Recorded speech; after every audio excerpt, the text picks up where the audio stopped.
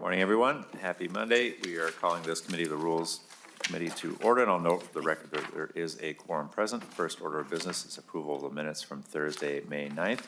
Vice Chair Hollins, would you care to move the minutes? So moved, Chair Long. Any discussion to the minutes? Seeing none, all those in favor, please say aye. Aye. Opposed? The minutes are adopted. Next order of business is calendar for the day for Wednesday, May 15th. We are proposing House File 5363, paid family medical leave modifications, House File 5274, sports betting authorization, Senate File 716, substituting the House language African American Family Preservation Act, and House File 4273, prohibition on rainbow flag bans at public buildings. I move the adoption of the calendar for the day pursuant to Rules 1.21 and 3.33. The Committee on Rules and Legislative Administration will designate Wednesday, May 15th for the adoption of the calendar for the day and establish a pre-filing requirement for amendments on these bills. Discussion to the calendar for the day. Representative Robbins. Thank you, Mr. Chair. It's my understanding that House File 5363 has a tax increase in it, so is that accurate?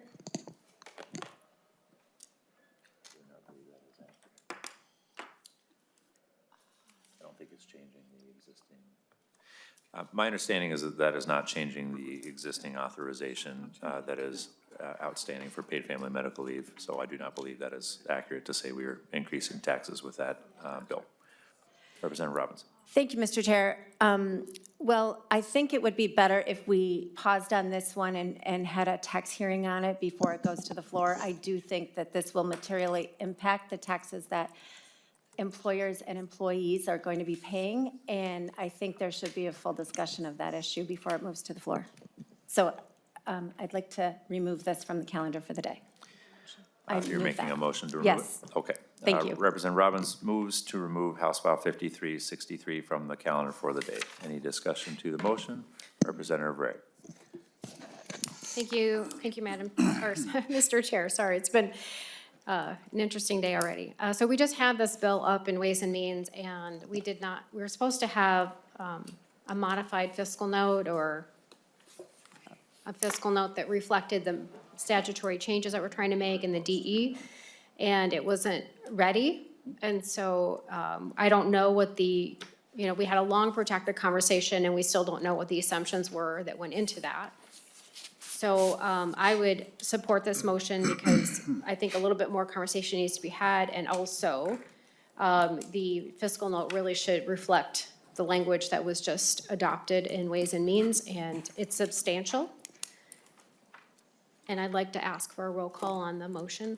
Representative Rarick requests a roll call. Leader Damon. Thank you, Mr. Chair. I was going to request the roll call. Again, as we have not had the bill authors, though, here throughout this entire year, this would be a question that would remove any concerns, having the bill author to answer the question whether or not it was going to be increasing taxes. It would have been helpful to have had at least the bill author here. I do support the motion. Seeing no further discussion, the clerk. Mr. Chair, I had. Oh, sorry, Representative Nash. Yeah, thank you, Mr. Chair. I believe we heard in Ways and Means that the fiscal note was due Thursday, and maybe Ms. Adrians could, if I'm wrong, I believe that was the date we were told that the fiscal note would become available. And I just think we've had a habit of moving things along before we have the full fiscal note. And I think that it would be prudent to wait until it's ready, but she's. Ms. Adrians. Thank you, Mr. Chair and Representative Nash. The fiscal note is under revision right now, and they're working very hard to get it done as quickly as possible. Okay, and Mr. Chair, so that. Representative Nash. Thank you, Mr. Chair. So it is not done, and I understand that fiscal staff is under great pressure right now, but this is a big bill. It's a wide sweeping impactive bill, and we don't have an understanding of the totality of the bill. So I would support this motion. I think that you still have a few days left, and it would be prudent to let the people of Minnesota believe that we were going to have the full information before we brought things to the floor. Thank you. Seeing no further discussion, the clerk will take the roll. Chair Long? No. Chair Long, no. Vice Chair Hollins? Nope. Hollins, no. Leader Demuth? Aye. Demuth, aye. Representative Engen? Aye. Engen, aye. Representative Howard? Representative Hewitt? No.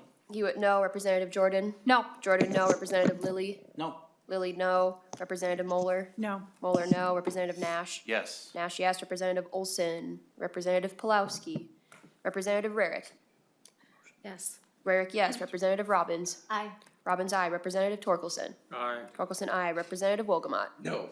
No, Mr. Chair, there are 6 ayes and 7 nays. There being 6 ayes and 7 nays, the motion does not prevail. Any further discussion to the calendar for the day? Seeing none, all those in favor, say aye.